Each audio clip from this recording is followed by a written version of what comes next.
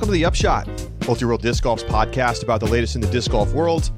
I'm the editor, Charlie Eisenhood. Joining me is Josh Mansfield, who is on a brand new microphone. Josh, I hope it sounds rich and enveloping in your ears. I hope so too. It takes almost 2 seasons of podcasting in order to earn a new mic, but we got there, folks. So hope it sounds great to all of you listening. For those who are interested, he has the same microphone as me. It's a Heil PR40. Fantastic microphone if you're looking to do some podcasting. All right, we are going to get into a big show today. We're talking about the ratings update, and we are going to be looking at the Player of the Year race as we head into the postseason. Yes, the postseason is here. It's not quite October baseball, but something like that. September disc golf. And GMC starting today. So thanks for tuning in. We look forward to talking about that tournament. It's Josh's favorite of the year. We're going to give him the soapbox in a little bit. Let's talk ratings update first. Always interesting. And we have a new number one in MPO. It is Paul McBeth. He has moved to 1049. He moved up 1 point. And he is now ahead of both Ricky Wysocki and Eagle McMahon. Eagle had been the highest rated player. He fell back 10 points. Now, of course, he's not been playing very much. That means that his recent rounds are heavily magnified, and doesn't take much. You know, a couple of not so great rounds at Worlds sends him down into the 1040s. Currently, Josh, there are no players rated in the 1050s. Honestly, it feels kind of right, though. I mean, Paul had won Worlds, but did so with his lowest rating ever. And I can't say that any player has been playing their best disc golf lately. So nobody being in the 1050 club feels pretty right going into the playoff season. I believe there are some players who could turn it around, have a really excellent stretch over the Green Mountain Championship, MVP Open. I think those are the only 2 events for the rest of the year, though, that count towards ratings, because that's right. USDGC and the Pro Tour Championship both have unique enough rules that they are disqualified from ratings. Well, now I'm thinking, does the Tour Championship, it's still stroke play, right? It is. Maybe? It does count. I think it does count because there's nothing. I mean, it has a weird format for advancement, but the actual rounds the individual rounds are still normal stroke play. Good point. And there's not like the weird thing that they do with FedEx Cup where you get bonus strokes taken off of your score. Interesting. We'll have to follow up on that. Yes. But USDGC does not count towards ratings. That is true. I think we could see somebody get into the 1050s again, but right now I think it feels accurate that nobody is in the 1050s. Yeah. So that is your top 3 right there. You've also got, well, technically, Manabu Kajiyama is rated ahead of Eagle McMahon, but Japan has ratings inflation. So we don't need to go down this rabbit hole. We already talked ratings this week. We're not going to do it more, but there's like a little bit of a bubble going on over there. So, he's a great player, but he's not better than Eagle. Yeah. Then you've got Matt Oram and Chris Dickerson at 1043, and you have Calvin Heimberg and Gannon Burr at 1042. Gannon Burr on the climb. Kristen Tatar is still the number 1 rated player in FPO. She actually moved up 9 points on this update. She's up to 987, Josh. 9 points at this level is unreal. I think that is such a good jump. It speaks to the quality of the disc golf she's been playing. Yeah. And when you're, playing not as many rounds as others, which is true for Kristen, right? She hadn't played for a while there, but then you come back and you average 1,001 rating at Worlds, highest ever. Well, that's going to help you. The question that I think we have to ask ourselves, we asked this a couple years ago.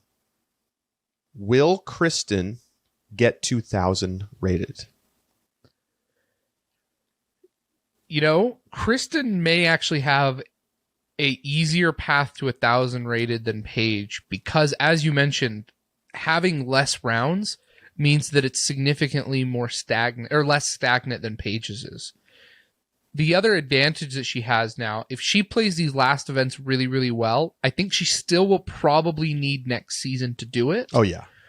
Right. But I think that she's going to have enough rounds drop off, it's possible. She might be able to. It's possible. It's definitely possible. It's possible in the same way that Paige did it. Yeah. Or almost did it, that is. Right? So Paige got all the way up into the 990s. And was 990? Can you believe it? It was just last year that she was at the precipice of getting to 1,000 rating. And if she'd played well at Texas in 2021, she was going to do it. And she didn't. And so she didn't reach that cutoff. And, it's going to be very difficult for Kristen as well, because as great as she played at Worlds, she still averaged just barely above 1,000. Now, obviously, you're going to have to play above 1,000 a bunch in order to get to 1,000. So I think it's still a stretch, but I still think there's more ceiling on her game. I mean, I think she could play even better. So I don't think it's completely out of the question. Go play the Memorial, Kristen. Only Memorial rounds for 3 years until you get to 1,000. Somebody might try that. Paige Pierce remained the same at 975. She's now 12 points back of Tatar. Owen Scoggins is your third highest rated player in the world at 974. Owen Scoggins. That's incredible. Owen Scoggins got that dog in her for sure. She dominated Tim Selinsky. And I mean, I know it almost sounds crazy, but it doesn't. Like, if you actually look at the resume from this season, she has arguably been the third best player. Like, I know she doesn't have the wins to match or like back that up. Katrina Allen, Valerie Mondahano have wins. Owen doesn't. I think you have to give them credit for that. But Owen has also been more consistently finishing on the podium. I mean, she has so many top 3 finishes. Like, if you go back, like, let's just go back to kind of like the middle of the season, right? She podium at Portland, second. Third at Beaver State Fling. Third at U.S. Women's, a major. Second at Idlewild. Second at D-Glow. Second at Ledgestone. 7th at Pro Worlds, where she was playing on courses that were totally disfavorable to her game. And, I mean, she's just playing the best disc golf she's ever played. Yeah, she is. It really is exceptional, and it's incredible to watch.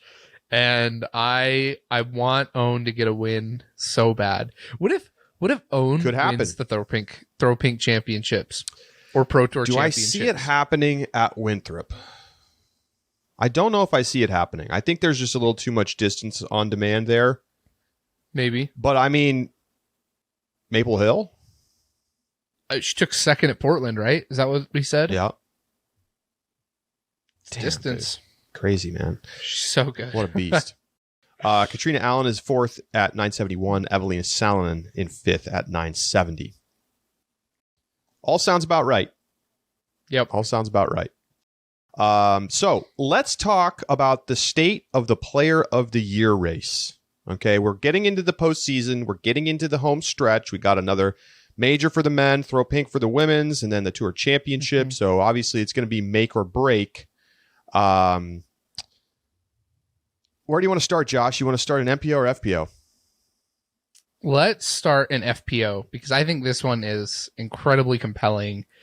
We have a bunch of stats up, and Paige and Kristen literally flip-flop back and forth for every stat as to who has the lead, and it's all very close. Yes, so it sure is. And I want to just note that, like, I don't think there's really anybody else in the conversation right now. Would you agree with that? Agreed. Yeah, I completely agree. Haley King's got the major, but it's not toured enough.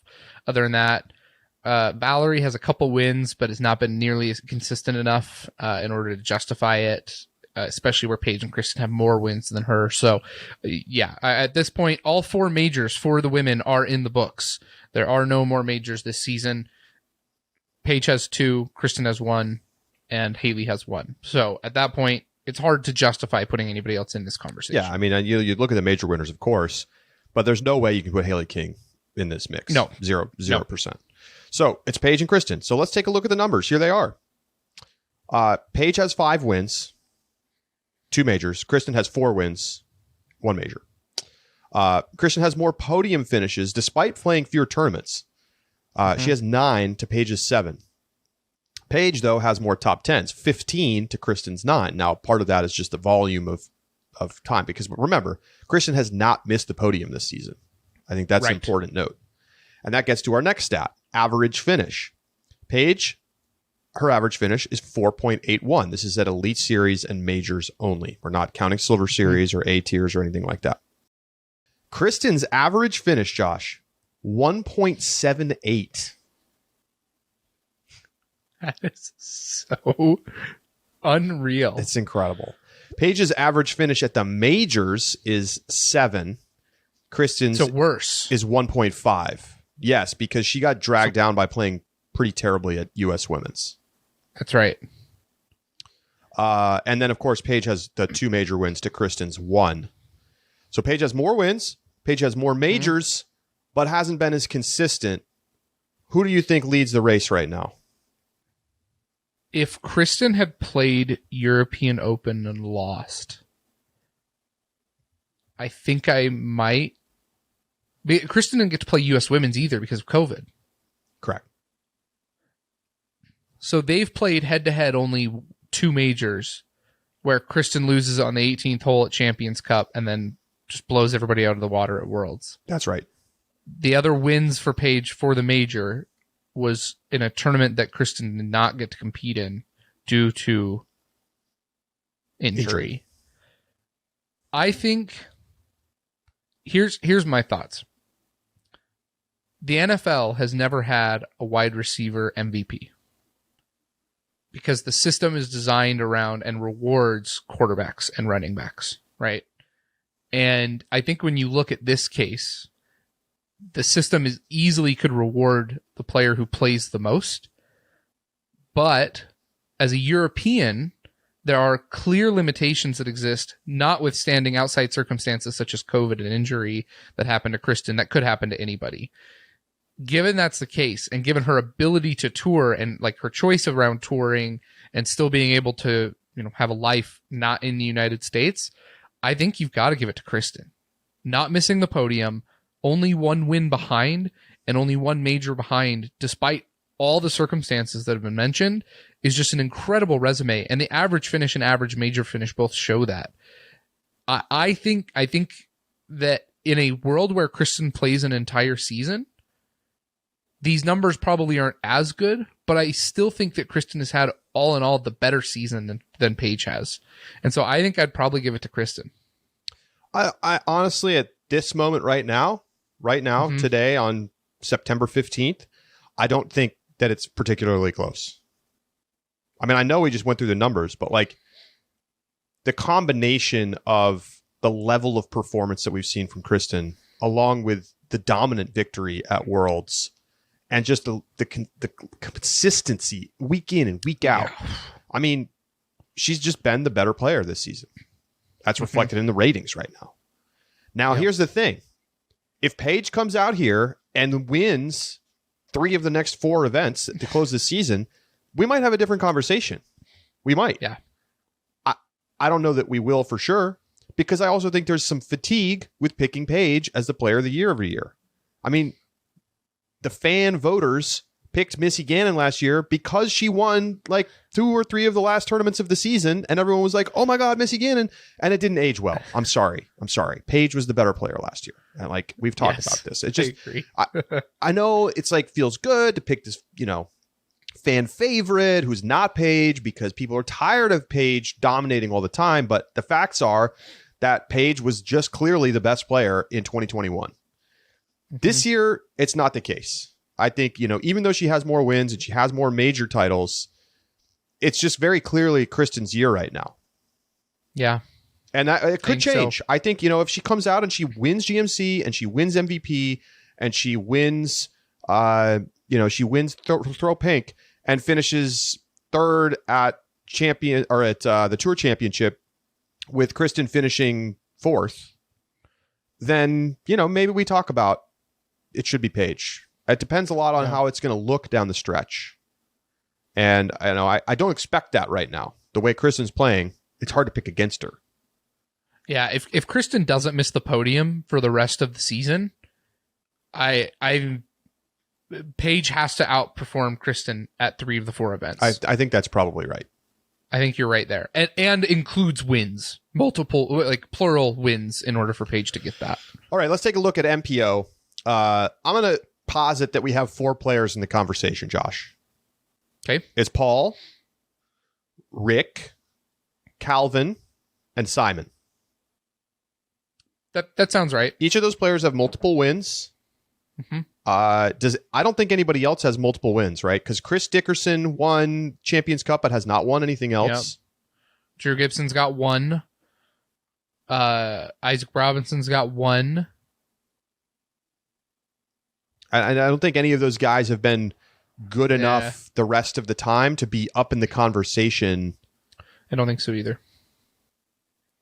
So, and Eagle has a major win, but has not played the rest of the season, so he cannot be in consideration either. You can't put Eagle in. I mean, if he'd won Worlds, I think we would certainly include him. But, I think if he was to come out and win the Tour Championship and win USDGC, then maybe we do talk about Eagle, which would be remarkable. Sure. But you can't put him in there right now. Can't put him in right now. All right, so we've got our 4 players. Okay, so let's take a look. Here are the numbers. It's a little murky. Ricky and Simon each have 3 wins, all Elite Series, no majors. Paul and Calvin each have 2 wins. Paul has the 1 major win. He's the only guy with a major win in this group, which is notable. Yep. Because, again, the other 2 have gone to Eagle and Dickerson. Podium finishes. Paul and Simon have 5. Ricky and Calvin have 6. Top 10s. Paul leads with 11. Calvin has 9. Calvin has 10. Ricky has 9. Simon has 7. Average finish, it's pretty tight. Calvin, 8.6. Paul, 9.9. Ricky, 10. And Simon, 16. Average major finish, Paul leads. Average is 4th. Calvin, 5.7. Ricky, 8.3. Simon, 25.3. So those are the numbers as they stand heading into the postseason. What weirdo picked Simon to win Worlds? I mean, who would do that? I don't know what's going on with him at the World Championship. I mean, he started playing bad in round 1 and was just like, I don't care. It's hard to watch if you're a Simon fan. Shout out to Simon. Congratulations on his marriage. Yes, congratulations. That happened this last week. So quick. Did we not mention that on Tuesday? Shame on us. No, we did not. No, Simon and Natalia got married over the weekend in Massachusetts. There's some photos up on his Instagram. You could go check it out. And they already have a little baby together. So great for Simon. And he's been playing his best disc golf. So love to see people happy and successful in their life. Yep. However, success at the majors has not been there. Honestly, I think you have to... Nice bring back. Sorry. I mean, I feel harsh. I think you have to rule him out of this conversation because of the major performance. Yeah, I think so. I mean, he doesn't have any top 10, or he's got the least number of top 10s and the worst average finish. The major finish is kind of like the nail in the coffin. You've got to be better than 25th if you want to be in contention for Player of the Year right now. That's fair. So here's Calvin leads in podiums and average finish. Paul leads tied with Ricky for podiums. Yes, Paul leads in top 10s, average major finish, and he has the major win at Worlds.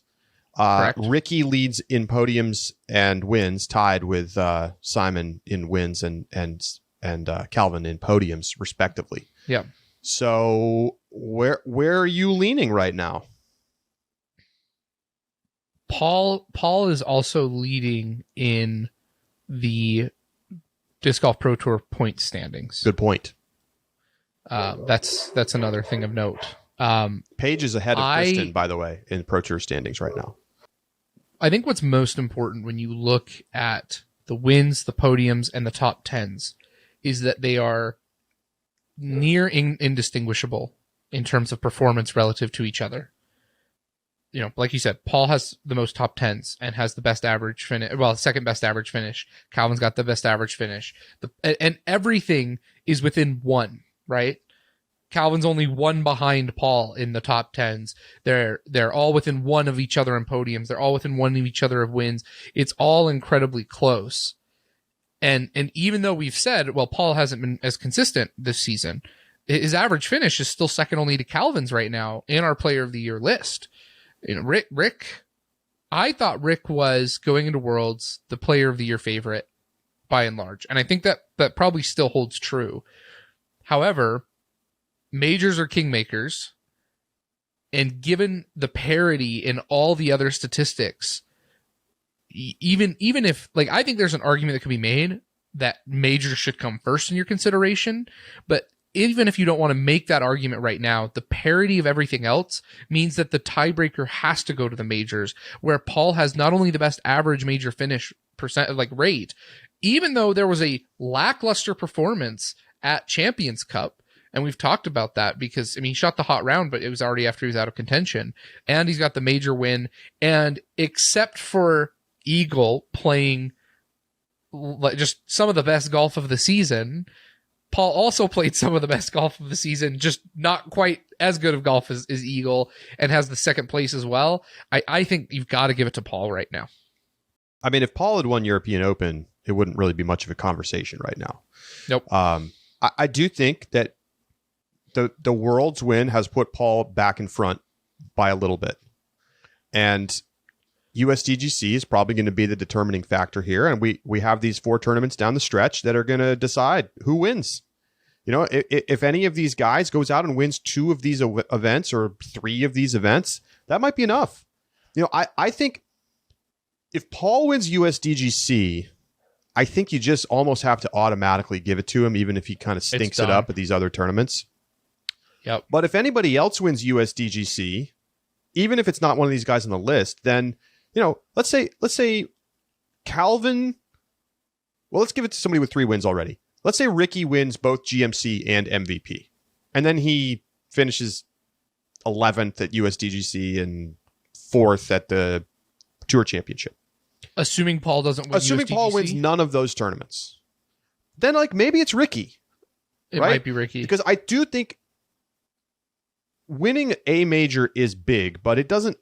I don't know what the value of a major versus an elite series is. Maybe it's not 2. 3 elite series. I agree. Yeah, I agree. It's I don't not think you can 3 just elite win. series. Like if somebody won 10 elite series in the season and 0 majors, and somebody else won 2 majors, you still have to go with the person who won 10 elite series. Still have to go with 10. Yeah. Now that's an extreme example, but you get the idea. And a little bit of it is about feel, and a major is definitely worth more than an elite series. Maybe it's worth 2. Maybe it's worth 2.5, but it's not worth 5. So anyway, right. I think it's not settled, but Paul has taken the lead. He's taken the lead in the Pro Tour standings, and he's taken the lead in the Player of the Year conversation because he won the biggest tournament of the season. If Paul wins 2 of these events going through the rest of the season, it's probably a wrap. Any 2 events, it's a wrap, because then that ties Ricky and Paul for wins. Yeah. Like so Rick wins USDGC, but Paul wins GMC and MVP, they're now tied in wins, both have 1 major finish, and you have to give it to Worlds over USDGC, especially when the average major finish and other placements still lean Paul's way. Yeah. I think I agree.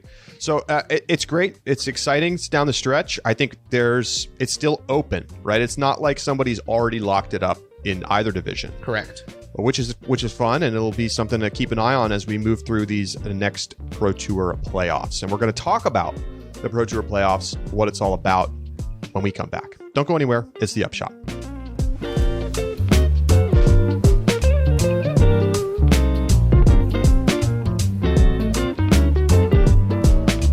The Upshot is presented by Pound Disc Golf, makers of the best bags in the sport. Did you know that Pound makes more than disc golf backpacks? That's right. They've got beverage carriers. I've got one. They're awesome. They've got travel bags like the Fly Pack. You can even get a toolbox to have a practice bag in the trunk of your car, a fanny pack, packing cubes, and a whole lot more. Go to PoundDiscGolf.com and trick yourself out with Pound bags for every aspect of your bag needs. Sunset Lake CBD is a hemp farm located just outside of Burlington, Vermont. For years, Sunset Lake produced milk for Ben & Jerry's ice cream, and in 2019, they diversified and started growing hemp for CBD. Sunset Lake CBD believes that their farm-to-table approach is the best way for you to get responsibly produced, high-quality CBD products that actually work. Sunset Lake CBD crafts topicals, gummies, oils, and more to help with stress, aches, and sleep. Certainly love to take advantage of the sleep-helping properties. A little gummy right before bed, it's perfect, I'm telling you. Helps you relax in the evening. And we hope that you give it a try. You can check them out today at sunsetlakecbd.com. Use coupon code UPSHOT for 20% off all of their products. Super high quality stuff. Sunset Lake CBD, farmer owned, Vermont grown.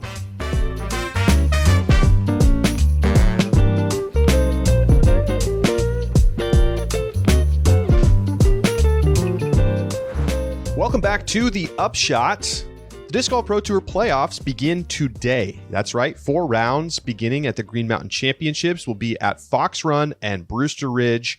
It's a preview of the World Championships in 2023, and we get to come back after 5 years. Greg Barsby, Paige Shue winning back in 2018.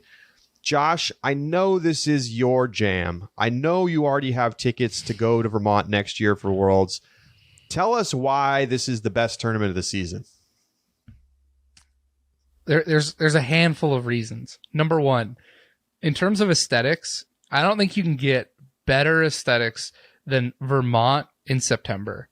The leaves are changing. It's up in the mountains. It's a beautifully maintained property. You're in the woods, and even when you're in the open course of Fox Run Meadows, it still is just gorgeous, framed nicely by the scenery around it.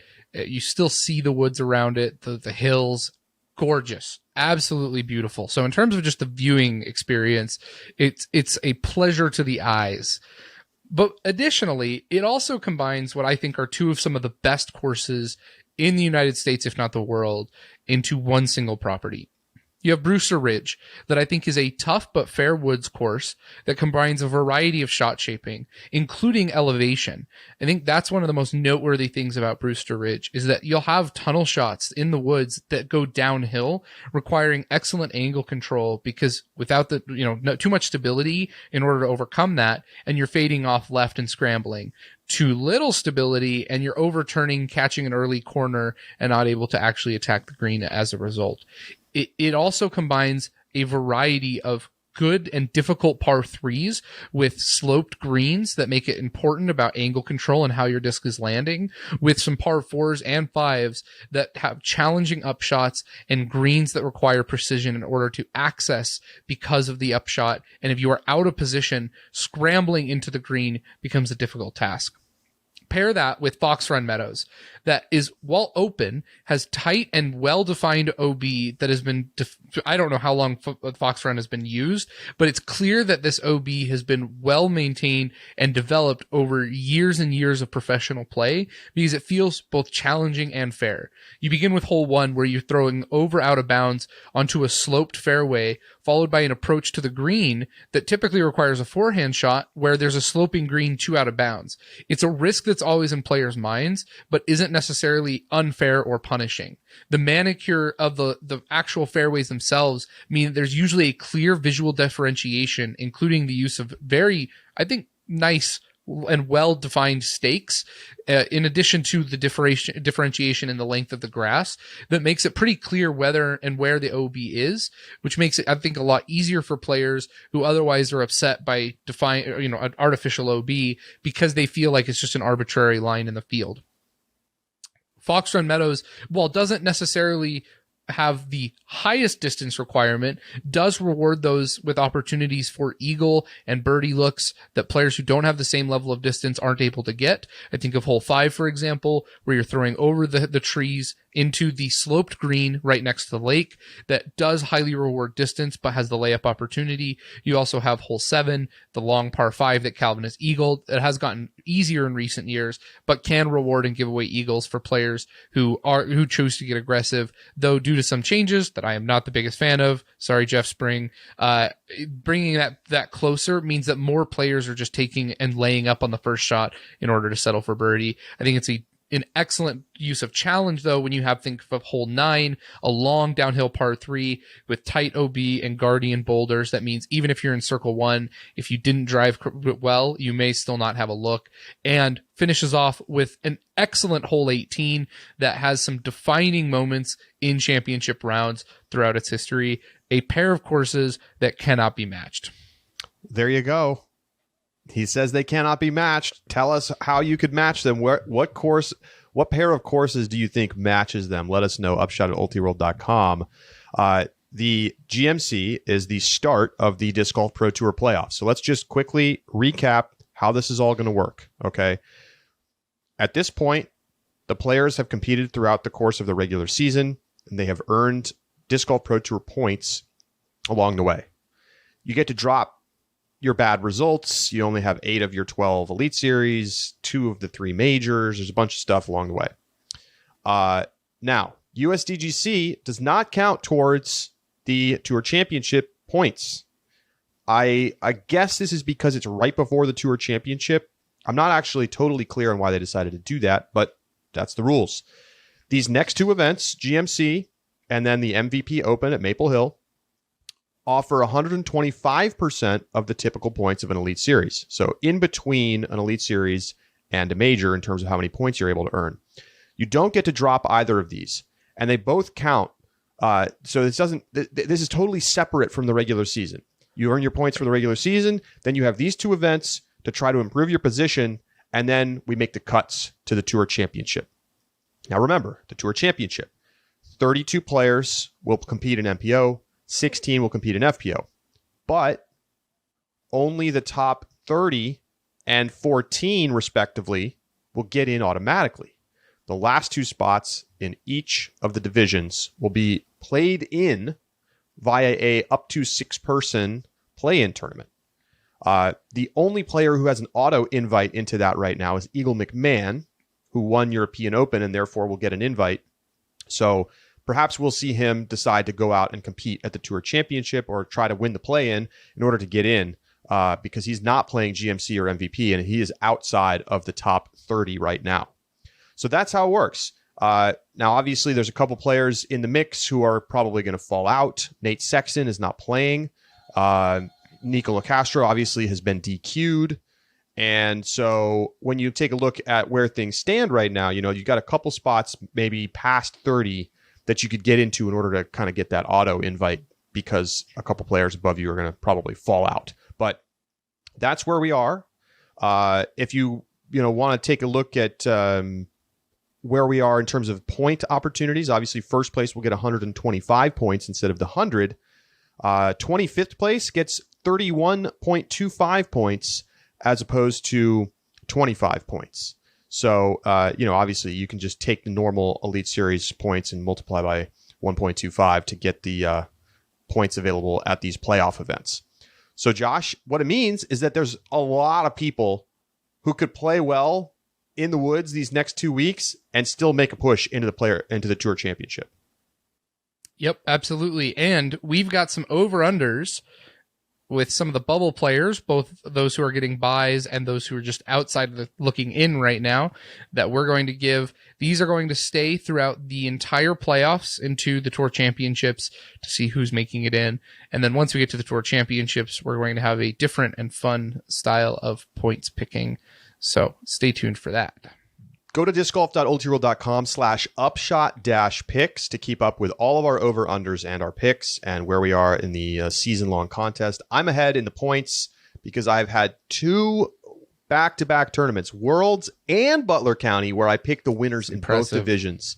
Someone called me, I think, Nostradamus, like Eisenhood Damus or something like that in the YouTube comments. So I appreciate that. I'm going to try to keep it going. Charlie's making up nicknames for himself now. Look in the YouTube, Josh. Look in the YouTube. I'm not making this up. You made another email. You're putting your own comments in there. Man, that Charlie guy's so handsome. Me and Kevin Durant making burner accounts. Okay, so notably not playing this week, Haley King, who's not signed up for either of these tournaments, and I think as a result may not make the Tour Championship, which is a surprising decision, but that's happening. Macy Vela Diaz, Holland Handley. Also, Holland Handley is signed up for the MVP Open, but not for Green Mountain. In MPO, obviously Nico, who's suspended. Nate Sexton is not playing. Eagle is not playing. So those are your notable, do not pick them in fantasy players to keep an eye on. So, Josh, we have some over-unders. I will ask you first. Kevin Jones, currently sitting in 8th place. He has a bye to the semifinals. Top 8, get that bye. Over-under 8.5 for his final placement heading into the Tour Championships. So I'm basically asking you, is he going to keep that bye to semis, or is he going to drop into the bye to quarters? There's a handful of players within 50 points. James Conrad, Kyle Klein, Matteo, Chris Clemens, all within 50 points of Kevin Jones right now. I really like a couple of those players going in. And the biggest thing right now is, I mean, it's just, I don't even have to pick the person who passes Kevin. I just get to take the field. And so while he does have a little bit under 20 point advantage on Chris, I think I like the field here. I just haven't seen enough from Kevin. I mean, he's still in 8th, so he hasn't had the worst season, but I'm gonna take the over. I think Kevin's gonna fall out of the bye to semis. There's just some good players in the woods who are decently close to him. I mean, James Conrad is at 531.5. That's about 50 points back of Jones. You've got Corey Ellis back there as well. Matty O, Chris Clemens, you already mentioned. So, I mean, certainly he's capable, but understand the pick. Makes sense. Who you got for me? So mine comes from the Northeastern Casey White. Casey White currently sits at 43rd. We know Nate Sexton and Nico are going to fall out because they're not playing in these events. And so Nate might not, but I would be shocked if Nate doesn't fall out. With these two events being worth 1.25 multiplier, very unlikely. Casey White, home courses MVP, plays it all the time. What do you think for Casey White getting into the top 36? So 36.5 is the number for him over under. Wow. I mean, there's a couple players in front of him who I think he's going to pass comfortably.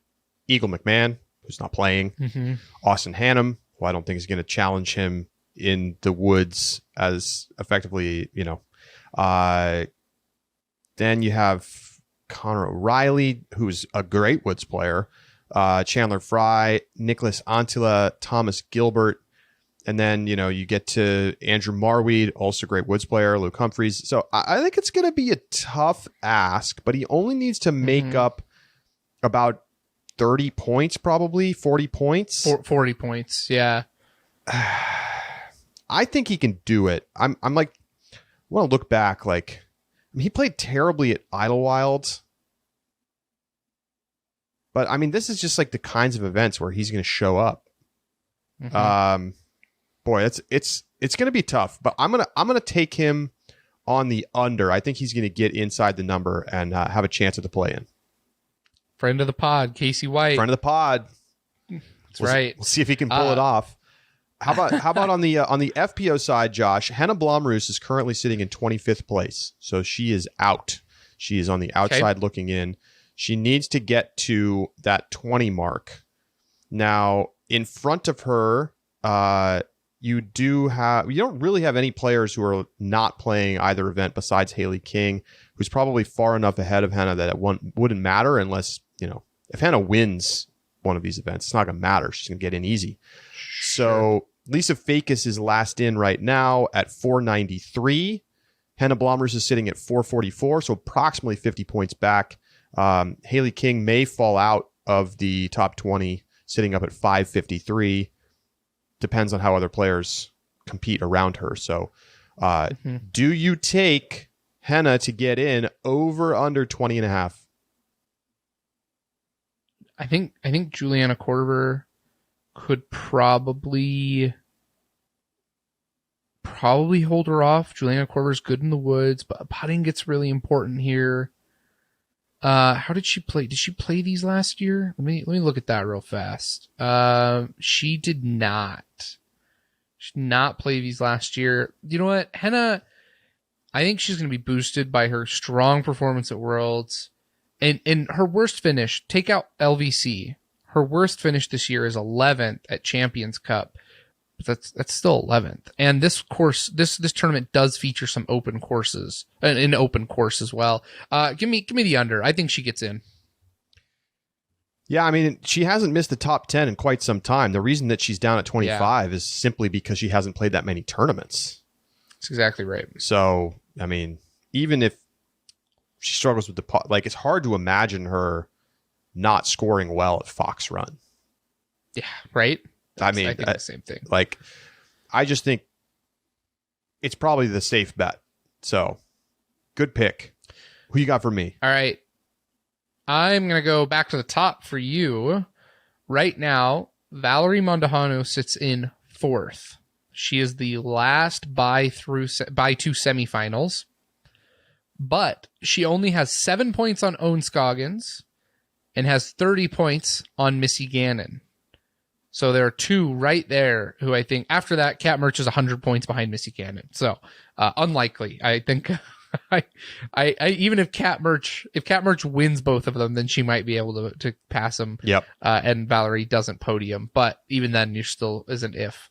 But my question for you: over under 4.5. Does Valerie stay in the top 4 and fend off Missy Gannon and Owen Scoggins? Dang, man. Owen has outperformed Valerie at every tournament since Idlewild that they've both played in. That's a long stretch of time. It is a long stretch of time. And I don't necessarily think that these courses are better for Valerie than Owen. In fact, I'd probably say the opposite. I'm going to take Owen to get into that spot and take that 4th spot. So I'm going to say Valerie Mondahano over 4.5 because I don't think that she's going to be able to hang on and keep Scoggins from passing her. Okay. All right. There we go. I mean, we literally named the dog of the day after Owen Scoggins. Yeah. Owen Doggins. Oh my God. I love that. So there you go. Let's talk GMC. Josh already laid it out. We know the courses. Everybody's familiar. Very few changes this year. Jeff Spring telling us that hole 14's Brewster has a new green. It was the easiest birdie on the course. It's now probably going to play more in the middle of the pack in terms of difficulty. So they made it the easiest hole harder. That's pretty much the only notable change this year. Now, there will be more changes for Worlds. Apparently, they're going to build a couple of new holes at Brewster and make a couple of significant changes to Fox, but that's not going to be in play this weekend. You know, we'll talk about that when the time comes next year. So pretty much the courses that we know. Brewster may play, half stroke harder or something like that. Sure. While we're talking Worlds changes, Jeff Spring, I implore you, hole 7, Fox Run Meadows, put the basket back to the right in the corner. Ever since making it easier, all the players lay up, and it's so much less exciting of a hole now. Let me give you this. How about one round you have the basket in the original position, and one round you put it back in the tough position. More tournaments should move baskets from round to round. Please. Completely agree. And this is a perfect example of how it would work, right? You have a position where even though it's not that far away, because its original position is tucked back to the right to the OB, and it makes the backhand hyzer play a lot more difficult or impossible. You have to approach with a forehand or try to throw straight at it. Makes it harder. So I would love to see multiple pin positions start to become a thing on a regular basis. Yes. So I implore you. Please be my favorite hole in disc golf. One of. Anyway. Defending champions out here, Chris Dickerson and Haley King. Haley King not playing this year. Had that amazing round last year. Chris Dickerson looked phenomenal here last season, although he's not been in his top form lately. Josh, I think we should get to our picks. Let's do it. Who do you want to start with, Charlie? Well, first of all, I want to check and see who's playing which course which days. I assume that they're splitting it up, right? Do we have... I don't know if I can see that info yet. I don't know if we can. It's not up on... well, last year, the women played Fox Run in round 1, and the men played Brewster. That's what I know from last year. So they will play the opposite courses. That's what I would assume. Yeah. I would assume men finish on Fox Run. If I had to guess, that's my guess. Yeah, I think that probably makes sense. Spectators tend to watch more MPO. There's a lot easier sight lines on Fox Run. I think you're probably right. So just note that.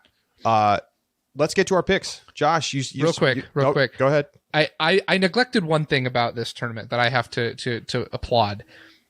Hole 18, not only is it an excellent hole 18, it is perhaps one of the best spectator hole 18s. Yeah, Fox Run. It is perhaps one of the best spectator hole 18s in the sport of disc golf. It is a long downhill shot that you have fans just lining all the way along the fairway with their camp chairs and just, you can put bleachers just watching for that final 18, and you can see every shot perfectly cleared because it's on a big downhill. Excellent OB right, design. OB left, big scary tree that you have to test, and it'll knock you down to the OB on the right side. Really easy to overthrow and skip out of bounds to the road, but then there's like the post that can save you from going out of bounds. It's a classic. It's an absolute classic. There's tons of pressure down the stretch. It's fun to have the pressure hole be 18 at a course sometimes. So often it's 16 and 17, right? Though 17 and 17 and 16 is the tunnel that you have to punch through and then go to approach the green. The approach isn't too bad, but you have to get through the tunnel clean. So 16 has some pressure, and 17 is the long downhill sweeping right to left hyzer shot. Yes, that also can be a score separator. Bogey not often, but does give the opportunity for birdies and pars with some scoring separation. So a great 16, 17, 18 combo. Anyway, we can get to picks now. It's a great course. All right, Josh. I've bested you a couple weeks in a row. I'm now out in front in the contest right now. I'll just quickly give a score update on where things stand. Josh is ahead by 1 in the over-under contest. He's got 11 wins. I've got 10. And in the picks right now, I'm at 82. Josh is at 73, so he trails by 9. It's all right. We're going to make some back today. Take it away. I'm going to start with FPO.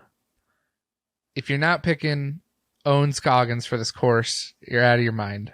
Owen Doggins, I've got her in my 3rd place. She showed that she's able to play well, both with her Portland performance as well as at Worlds, that she can still compete even on courses that don't suit her well, which may be the case for Fox Run Meadows. But I mean, who else do you expect to tear it up like Owen Scoggins at Brewster Ridge? Putting is a big deal there. The greens sometimes mean that it's hard to access and get all the way up next to the basket, which means you're going to have a lot of long circle 1 and short circle 2 putts that are must makes. Don't trust anybody better than Owen Scoggins to do it. 2nd place, Valerie Mondahano. Valerie has demonstrated the skills this season in order to win on any variety of courses.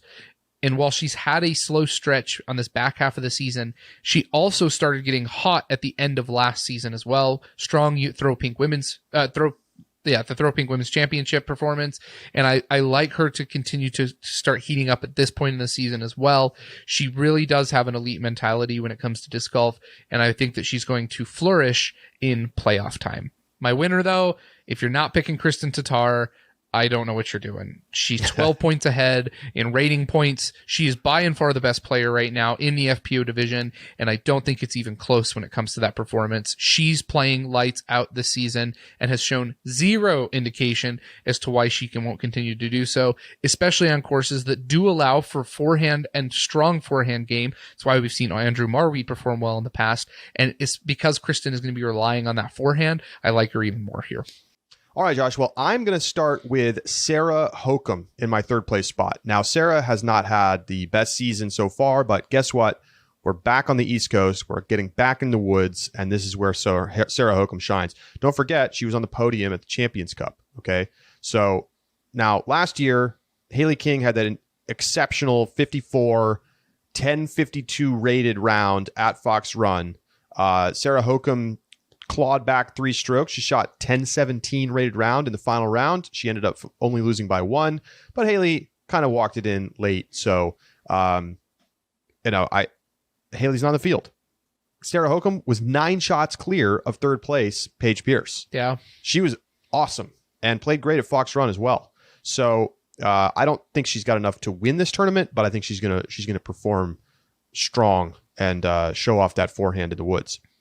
In second place, I have Owen Scoggins. I have nothing to add to what you already said. Owen Scoggins is the 3rd highest rated player in the world, and she's going to shred at Brewster Ridge. She's actually never played this tournament, interestingly. Oh, okay. She finished 10th at Maple Hill last year. In the first place spot, come on, folks, Krista Tatar. It's not just that she won Worlds. It's not that she's having a great season. She just went to Butler County Disc Golf Classic and dominated in the woods, in the dense trees. She's going to play great at Brewster. I'm highly confident. I think that she could win big again this week. Mm-hmm. Like, I would probably bet on her to win by 3+ strokes more than I would bet on somebody else to beat her.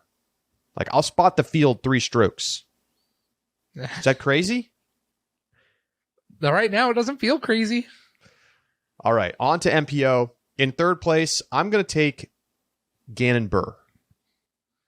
I just feel like it's time for Gannon Burr to have a little strong end of the season. He finished 10th here last year, which, was a solid result, 22 under. He, though, was almost 20 shots back of the insanely hot shooting Chris Dickerson, who shot 41 down through 4 rounds. I think Gannon's going to step up. He's obviously playing better this year, and I think the putting is going to help be a separator for him at a course where that will be demanded, particularly at Brewster. So in my second spot, I'm going to take Joel Freeman. Similar story. We just saw Joel, not only is he having a great year, but he just looked so fantastic in the woods. I think he's going to carry that confidence through into this event, but I am not going to pick him to win. I think he's just going to come up short. Still got to pay those dues a little bit longer before he gets that W. In the first place spot, I am taking Ricky Wysocki. Now, I know Rick has been a little shaky the last couple of events, but I think he's going to get back on track. And look, he was awesome here last year. He shot 38 under. He was 3 shots back of Dickerson, 8 shots clear of third place, had a 1085 rated round 2 and a 1072 rated round 4. He just got outplayed by lights out Chris Dickerson. I don't think we're going to see that Chris Dickerson this year, so I'm going to take Ricky, horses for courses. He's going to do well again out here at GMC. It's a good pick. In third place, I have Kyle Klein. Remember 2 years ago, Kyle Klein, he got exciting when you were at MVP Open. That's really the first good look we got at Kyle Klein when he was able to ascend to the lead card there. And then it just felt like he hung around after that and has just been playing well. Hasn't had as quite as exciting of a season this year, but has had some strong performances. And I really feel like his all-around game is one. Remember, he's got to win Idlewild, so he's definitely a Woods player, but still has the distance it needs to hang to be at Fox Run Meadows. I really like him for these pair of courses. Second place, I have Gannon Burr. Man, I've been picking him all season to get some good podium finishes, and I really want him to get second here. He's up there. He's rated high. He's playing well. He's a consistent player. It's going to require him to shake off a 4th round jitters. That's going to be the biggest key for Gannon Burr to finishing on the podium this weekend. He has to be able to play the final round solid. I'm hoping that because it's a 4-round tournament and that he will already have played at Fox Run Meadows, that's going to allow him to settle in a little bit. But time will tell. I'm feeling good about him this weekend. One thing I didn't mention that yes, we both have Gannon on our podium. He finished 3rd at Ledgestone, and I think Ledgestone is a decent comp to GMC. I agree with that. My winner, though, and there's like a gut check that's telling me this is a bad idea. But every time I have the gut check that tells me this is a bad idea, I really should I just need to pick him. It's Paul McBeth. Anytime I'm like, Paul's not going to win this weekend for whatever reason I want to list, you just can't count Paul out. You can never count Paul out. And it's not a major. I don't know how much emphasis he's going to place on this weekend, but it's Paul McBeth. And I maybe it's just the case I don't want to leave him off the podium again and look silly like somebody else I might know whose picks I'm looking at right now. But you're trying to troll me after you said he wasn't going to win a major this year, bro? Don't try to rewrite this narrative. You're the one who's doubting Paul Macbeth. I know, and that's the path of reconciliation begins now, Charlie, and that's why I've got Paul Macbeth on my podium or my winning for this tournament. He has won here in the past. He's got all the tools. It's Mr. Macbeth, and so I've got him for my win. And here's the other point: we got to start talking strategy now, right? I'm 9 points back of Charlie. We've got 4 tournaments left this year. Couple Silver Series that I may be able to scrap some points up, but I can't just be picking the same people as Charlie. Otherwise, I'm hosed, right? It's putting the nail in my own coffin. So I got to differentiate. And if I'm going to pick somebody else, it's going to be Paul. All right. I got a little stat for you that will help out. This comes courtesy of Carl Lafrolf, Statmando, K Lafrolf on Twitter. Macbeth has podiumed in all of the events that immediately followed his previous Worlds wins. And in 2014, 2015, and 2019, he won outright. So that's a point. Feel good. That's a point in your favor. I will just say, I don't think Macbeth is going to bring it mentally this weekend. That's my worry too. I just think he's going to be like, whatever, man. I'm chilling. Like, he's going to play. He's going to compete. He's going to do his thing. But like, we've seen this season. He just hasn't been there fully engaged when it's not a major. Yep. And it doesn't mean he's still so good. He could still win. He's still podium. I will not be surprised. He was on the podium here last year. But that's why he's not on my podium. It's fair. It's a fair point. So there are the picks, and we are off with the Disc Golf Pro Tour playoffs. So again, no real notable course changes. Action begins today. Of course, you can follow along on the Disc Golf Network live, and then post-production as normal. And we'll have the final round free on YouTube. Josh, I know you're going to be watching every minute of the action. Every minute. And probably a good chunk of post-produced cards in the day after as well for not lead card. Love it. So, folks, get ready. We're going to be back with you Sunday night for all of our subscribers with our Rapid React show after GMC. And we'll break down not only the event itself, but also movement in the Disc Golf Pro Tour standings as we get ready for MVP. Also, remember, there are players further down that are still trying to get entries into MVP because you got to be in the top 72 MPO, and I think it's top 40 FPO. So I think it's higher than that, actually. Did it end up higher? 50... Is it 50 or is I thought it was I don't remember 50 for this weekend. I thought there's enough players who are not going.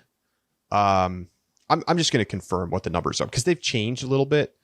It's top 72 MPO and top 36 FPO. So it's even actually smaller for MVP. Wow, okay. Yeah. But a lot of players, are skipping, and so like all the good players will be there if they want to be there. So anyway, does this mean for FPO, side note, this is the after hours upshot again. Does this mean for FPO, your last chance to get in the play-in tournament is this weekend? No, because their play-in tournament goes down to 24. It or goes 20 some odd. Well, it's top. They have 16 players in the tournament. 20. So you got to be in the top 20.